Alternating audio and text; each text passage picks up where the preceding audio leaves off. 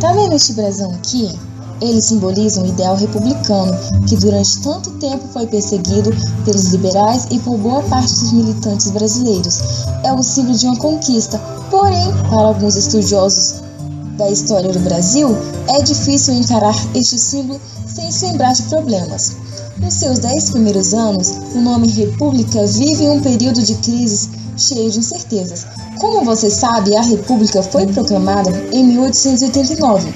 O herói da proclamação, Marechal Deodoro da Fonseca, passou a chefe do governo provisório. Seu ministério era denominado por republicanos gaúchos, cariocas e paulistas e pelo professor Benjamin Constant. O Benjamin era um sujeito muito importante. Ele era positivista e foi um dos doutrinados da escola militar. Você está ouvindo uma marcha militar brasileira bem no começo do nosso vídeo, sobre a República. Mas isso não é uma coincidência, porque para os militares daquela época, a República era uma questão de honra. Para Marechal Deodoro e seus colegas, significava a recuperação da honra militar, porque no regime anterior, os militares estavam meio por baixo. De fato, os militares se sentiam marginalizados. Eles achavam que a República era a sua salvação e a sua salvação política. Os civis que acreditavam no positivismo também iam pelo mesmo caminho. Achavam que a ação do homem poderia acabar na marcha evolutiva da história e que a República iria garantir a ordem material, a liberdade espiritual e a quebra do monopólio do Estado sobre a educação, a religião e a ciência. Agora, os civis também achavam que para consolidar a República e escapar da ditadura militar, era preciso institucionalizar o regime, quer dizer, criar novas leis e novas instituições, garantindo o liberalismo. E para garantir tudo isso, era preciso convocar uma Assembleia Constituinte. E foi o que eles fizeram nos anos de 1890. A nova Constituição, grande vitória da elite liberal, logo no início da República. Amanda, eu estava pensando, essa Constituição de 1891 trocou as leis do Estado Imperial pelas leis do Estado Republicano. Exatamente. Quer dizer, na prática, trocou o modelo europeu pelo modelo americano, não é isso? Isso mesmo. Aliás, o Manifesto Republicano defendia isso desde 1870. Desde 1870? Sim, o manifesto propunhava que o Brasil se transformasse em um país americano como os Estados Unidos. Tanto é que logo depois da proclamação da República, batizaram o Brasil de Estados Unidos do Brasil. Com isso os estados ganharam maior autonomia? Exatamente, uma autonomia garantida por lei, através de um princípio chamado federalismo. Federalismo, Amanda? Agora, o que isso significa na prática? Na prática, isso significa que o Estado podia organizar suas próprias forças militares. Por exemplo, podiam criar impostos estaduais, podiam criar até mesmo justiça estadual. Compreende? Mas, Amanda, o governo federal como ficava nessa história? O governo federal ficava como a organização das Forças Armadas, com a missão da moeda e com o direito de intervenção nos estados, caso a ordem republicana estivesse ameaçada. Amanda, percebe uma coisa, isso daí não é pouca coisa. Essa Constituição de 1891 mexeu muito com a estrutura do poder do Brasil. E mexeu mesmo. O Império era mesmo muito centralizador e a República se propunha ser descentralizada, dividindo o poder com os estados. E foi assim que acabou o poder moderador. Você sabia? O poder moderador era o poder exclusivo do imperador. E foram implantados então os 3 poderes que estão até hoje: o poder executivo, o poder legislativo e o poder judiciário. Poderes estão valendo até hoje, mais de 100 anos após a proclamação da República. Mas como você poderá perceber, a história ainda mudou de rumo várias vezes.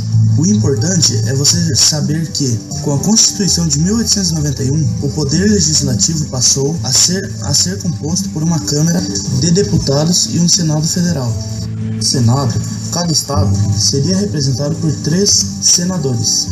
Câmara, os deputados seriam eleitos de acordo com a população. Portanto, os estados com maior população tinham maiores bancadas.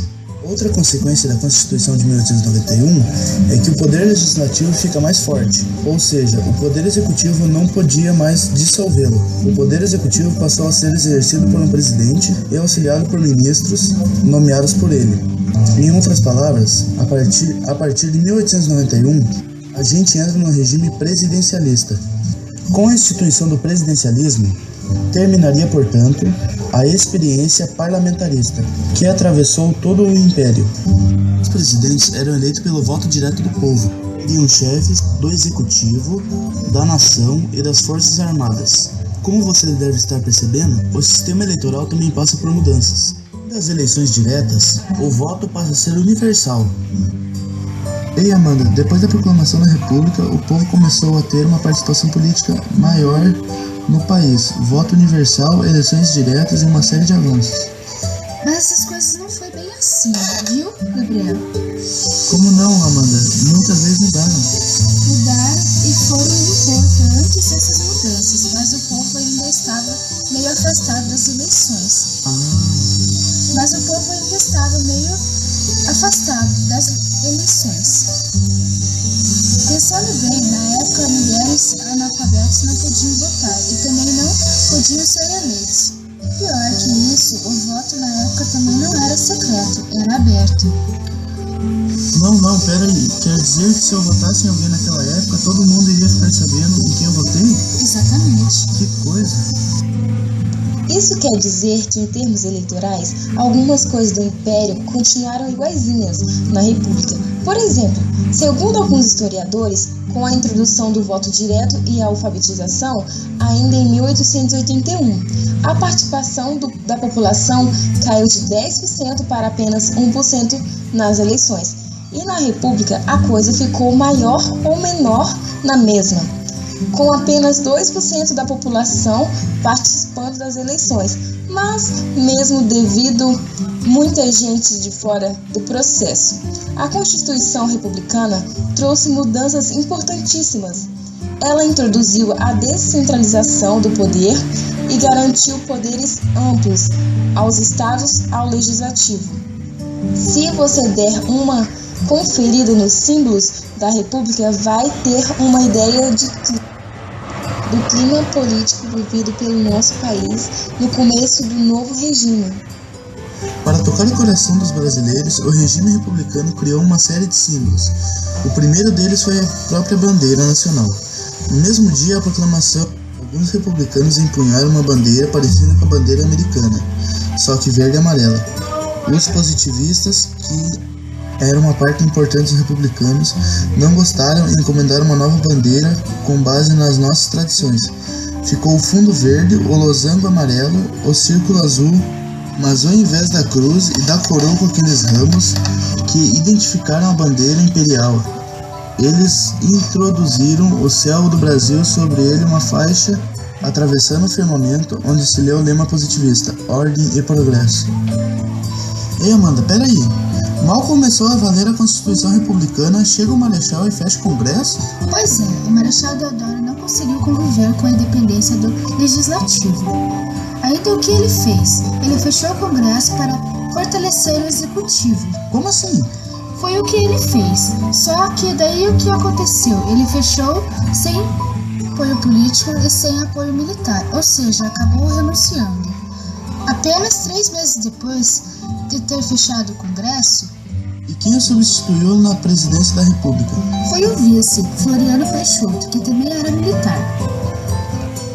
Floriano tomou a posse em 1891, sob um clima bem pesado. Seu governo teve que enfrentar várias crises militares, além de 2 revoltas, a revolta da Marinha e dos federalistas do Rio Grande do Sul. Mesmo assim, o Congresso, apoiado pelas lideranças regionais, deu sustentação à política de Floriano Peixoto, para que ele, pelo menos, chegasse até o fim do seu mandato, em 1894.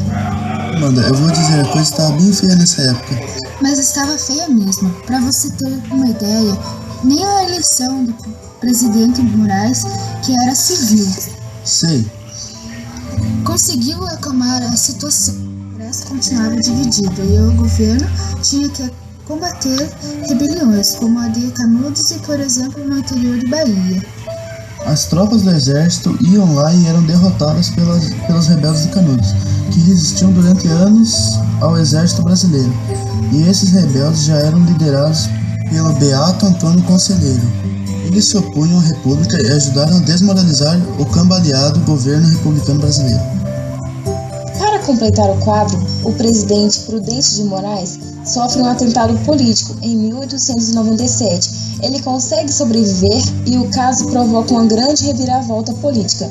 Prudente consegue terminar o seu mandato e ainda elege seu sucessor, outro paulista, Campos Salles. Pois é, o Estado republicano ainda estava sendo construído naqueles primeiros anos, mas é claro que ainda não tinha estabilidade política, e essa estabilidade foi perseguida através dos anos a partir do governo de Campos Salles.